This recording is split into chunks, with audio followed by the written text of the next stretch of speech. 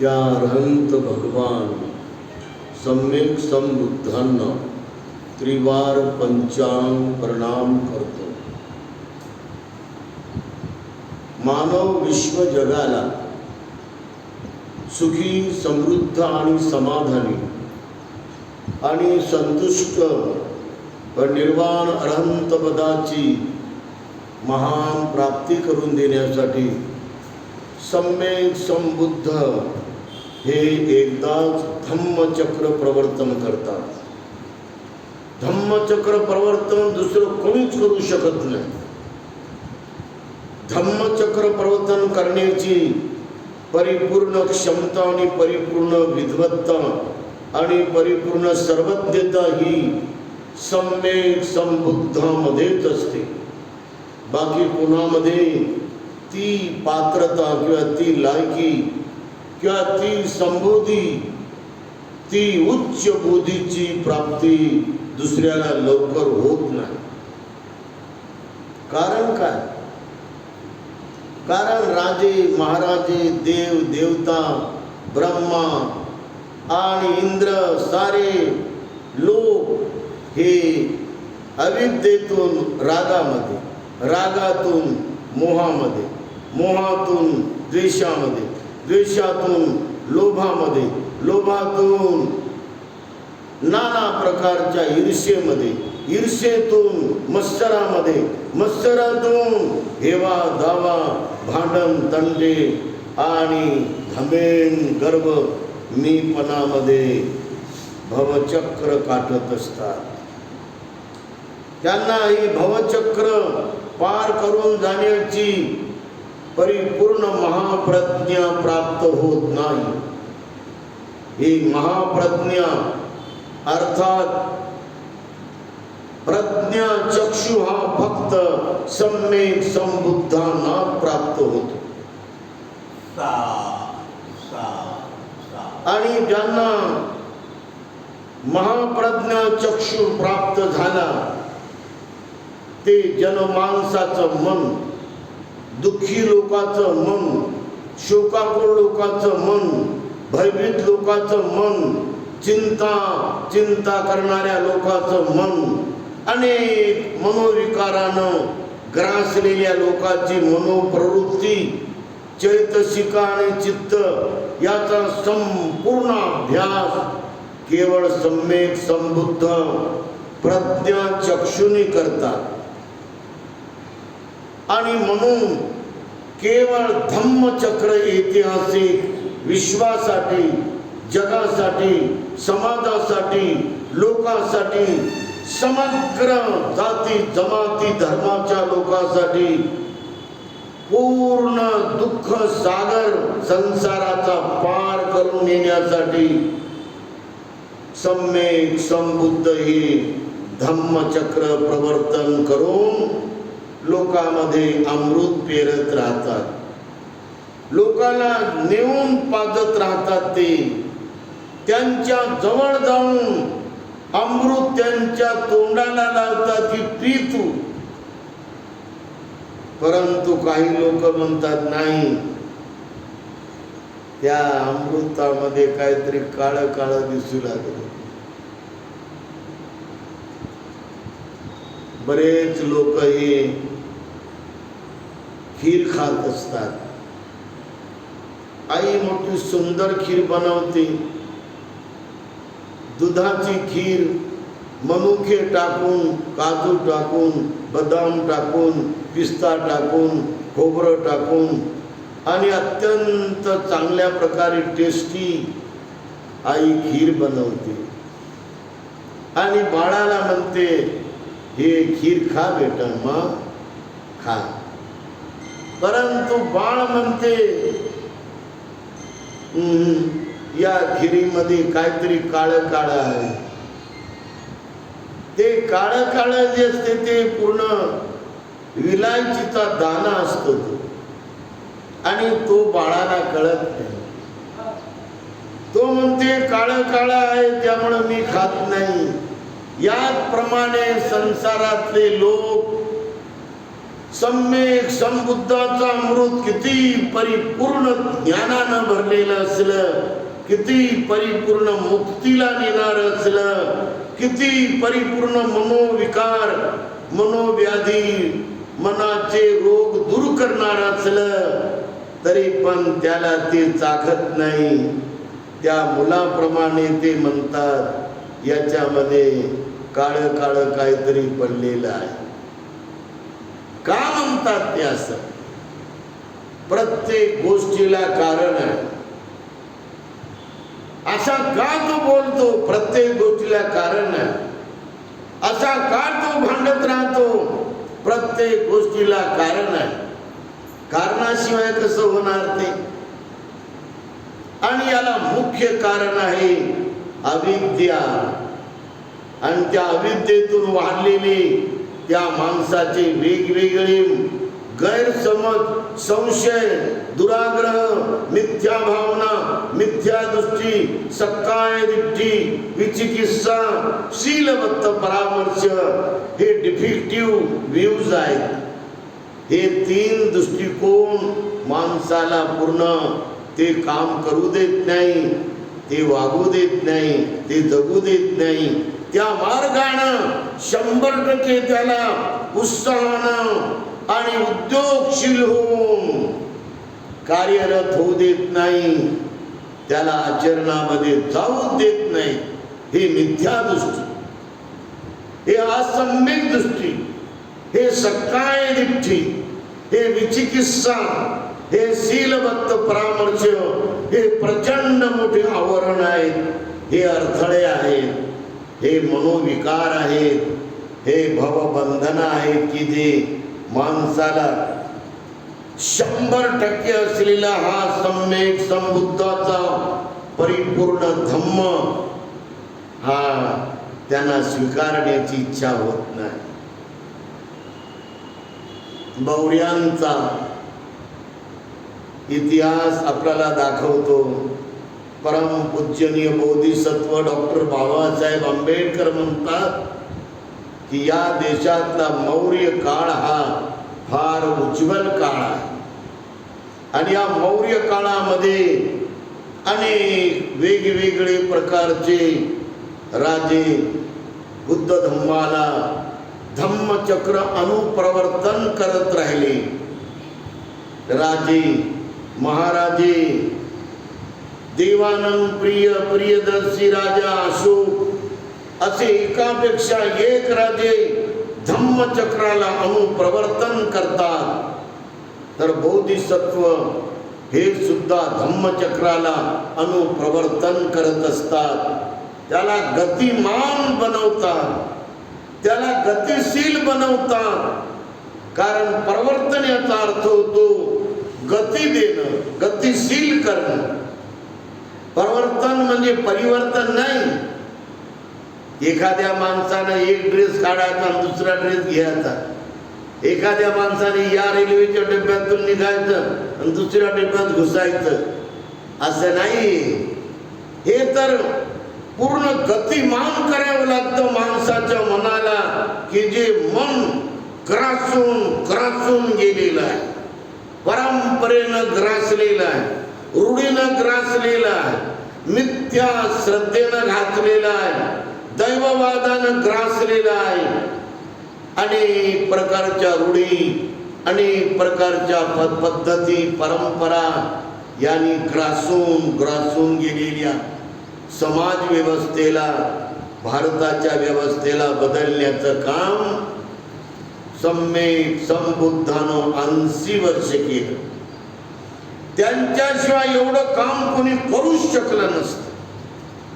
कारण सम्यक संबुद्ध हे अंतर्ज्ञानी असतात आणि अंतर्ज्ञानी महापुरुषाला, अंतर्ज्ञानी हे सम्यक संबुद्धाला अंतर्मनातून कसं त्याचं चित्त बदलावं, त्याच्या चित्ताची मनप्रवृत्ती कशी बदलावी हे ते जाणतात. 198 प्रकारचे चित्त आहेत आणि 52 चैतसिक आहेत.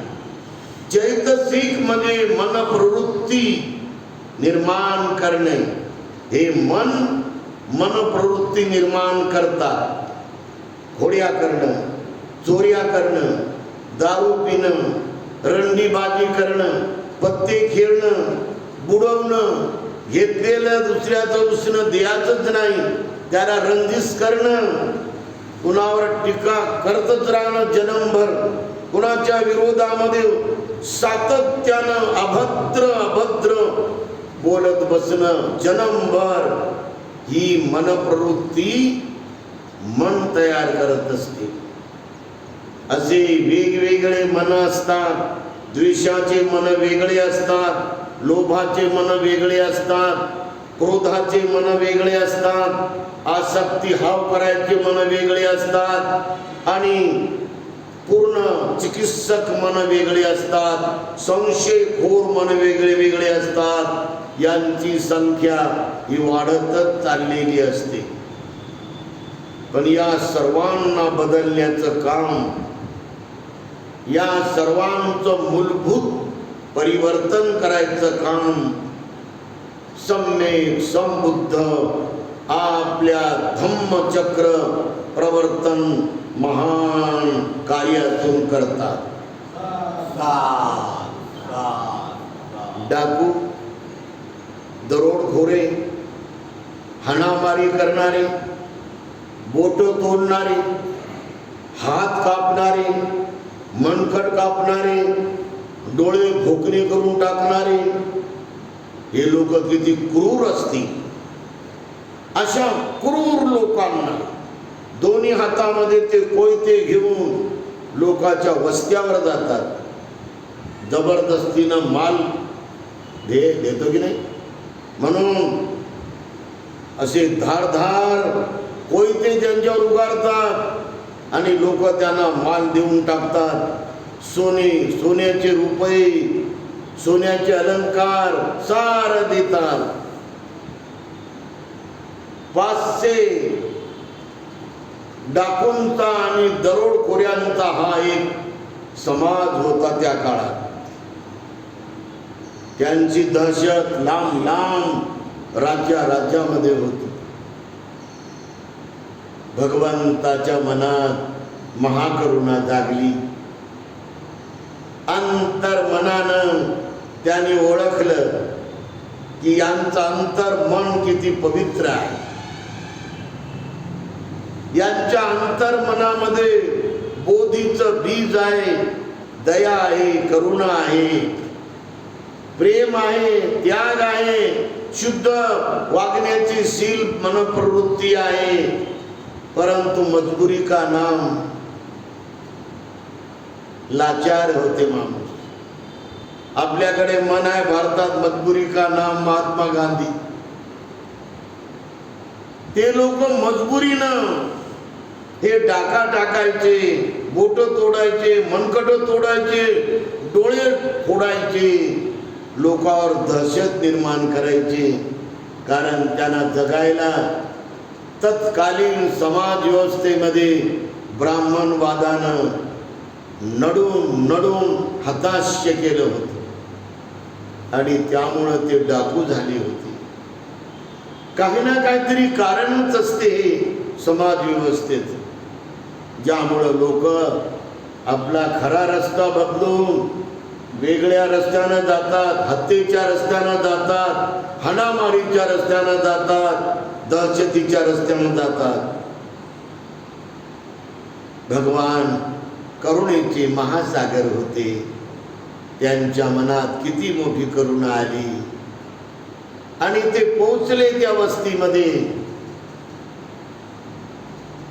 डाकू तर हत्यारा घेऊन खूप लांब गेले होते. ते डाका टाकायला बाया त्यांच्या घर चालवणाऱ्या महिला घरी होत्या आणि त्या हात जोडत आल्या, भगवान आमचे हे डाका टाकणारे माणसं आता येतात, भगवान लवकर निघून जा, लय खतरनाक आहेत माणसं, भगवान थांबू नका भगवान. त्यांचे सारे बोट, त्यांच्या डोक्याचं कफन लाल जलद रक्ताचं असते, भगवान आपण निघून जा. त्यांची विनवणी, त्यांची वेगवेगळी भावना त्यांनी व्यक्त केली. भगवान म्हणाले, तुमच्या डाका टाकणाऱ्या पत्नीने फार मोठा वस्तीवर डाका टाकला आणि ते गावातून बाहेर जाता जाता राजानं त्यांच्यावरती सैनिक पाठवले आणि ते सैनिक पूर्ण हत्यार घेऊन पाठवले आणि प्रचंड सैनिक पाठवले लाखोनं आणि त्यांना तुमच्या या पतिराजांना पकडलं. राजानं फरमान केलं, यांना सर्वांना डाका टाकल्याच्या गुन्ह्यामध्ये यांना फाशी द्या. तर मग तुम्ही त्यांना सोडवायला जाल का? नाही भगवान, नाही. म्हणून ज्या कारणामुळं तुम्ही डाका टाकता, ज्या कारणामुळं लोकाला लुटता, ज्या कारणामुळे लोकांचे बोटं तोडता, मनकटं तोडता, डोळे फोडता आणि जखमी करता लोकाला, पोटावर पाठीवर हे शस्त्र मारून, तेव्हा हे कशासाठी करता तुम्ही? या पोटासाठी, अन्नासाठी करता. आणि हे मार्ग सोडून, हा हत्यारा मार्ग सोडून, हा डाका टाकाचा मार्ग सोडून दुसऱ्या मार्गाने तुम्हाला अन्न पाणी मिळणार नाही का? हो मिळते भगवान, मिळते. भगवान बुद्धांनी त्यांना त्यांची उपजीविका कशी योग्य करावी यावर वर्णन केलं तर बायांना पटलं. बाया शांत झाल्या, करुणावान झाल्या, दयावान झाल्या, श्रद्धा निष्ठेनं भरून गेल्या, भारावून गेल्या, हात जोडून बसल्या. तेवढ्यामध्ये त्यांचे नवरी आले. डाका टाकणारे 500 डाकू आणि ते प्रवचन बसून ऐकू लागले. या खांद्यावर एक कोयता, या खांद्यावर एक कोयता, असा लांबच्या लांब. ते ऐकता त्यांचे मन पाझरले. भगवान बुद्धाची अमृतवाणी पाहिल्या, ऐकल्या. त्यांची क्रोध, त्यांचा मोह, वासना, त्यांचा लोभ असा गळत कमजोर क्षीण होता एकदम गळून गेला. तर ते सारेच्या सारे 500 डाका टाकणारे डाकू बुद्धाला शरण आले.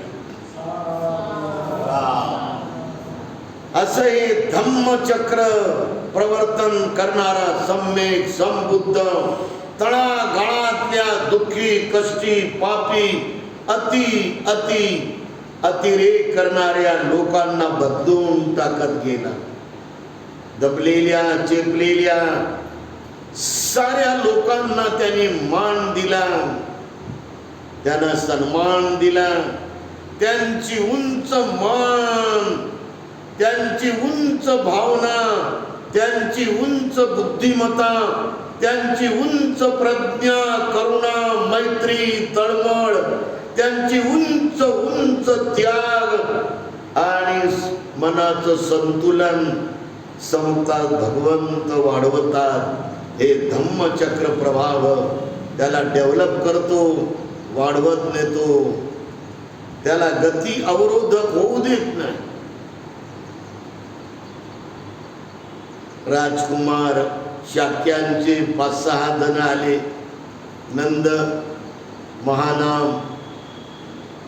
महानाम सोबत अश्वजित, आनंद, हे 6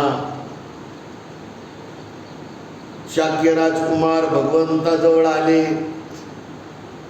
आल्याबरोबर त्यांच्यासोबत त्यांचं मुंडन करायला, डोकं काढायला, भिकू बनायचं तर हे डोकं काढावं लागतं.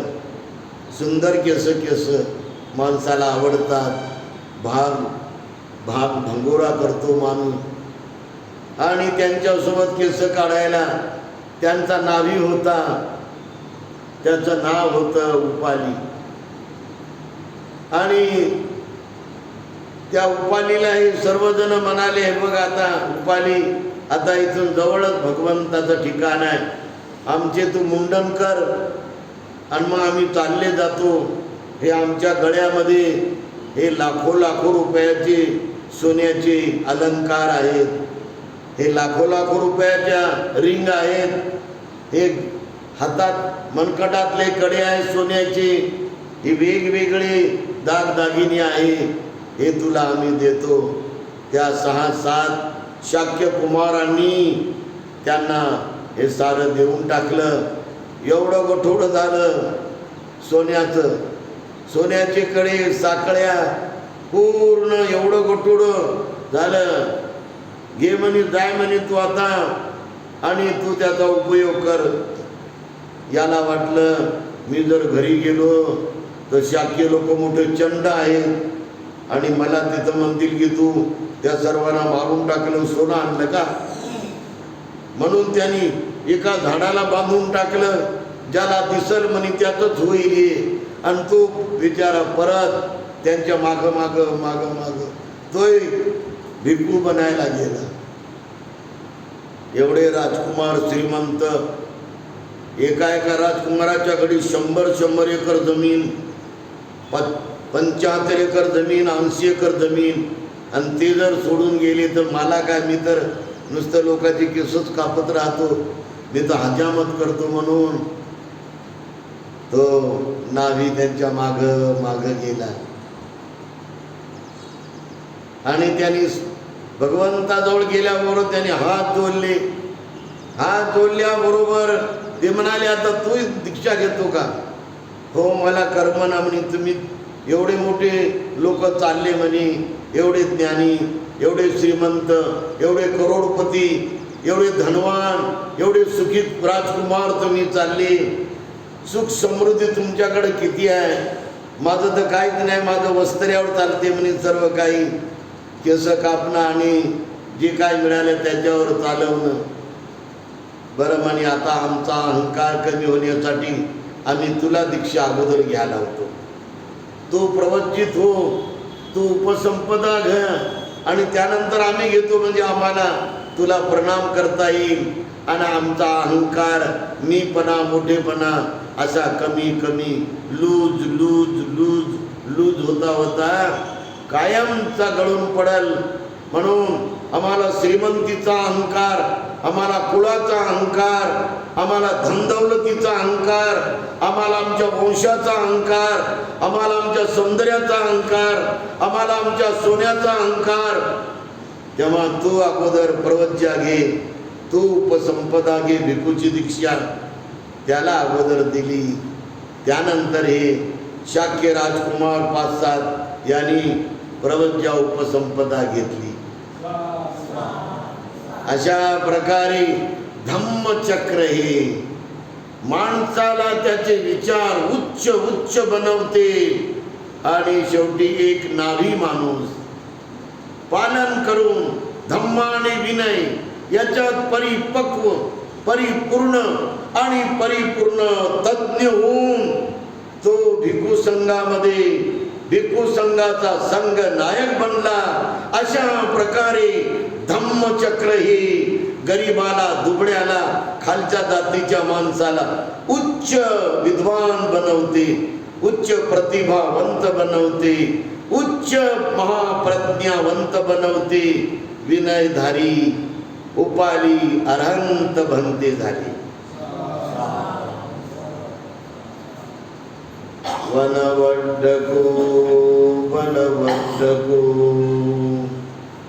सुखवड्डको यशवड्डको त्यागवड्डको ज्ञानवड्डको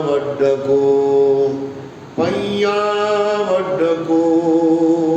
ते सच्चेन शीलेन खंतिमेत बलेन च ते पितवं अनुरक्षन्तु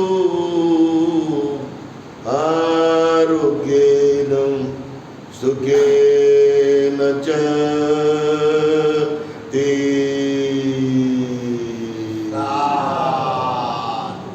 साधु साधु बुद्धं नमामि धम्मं नमामि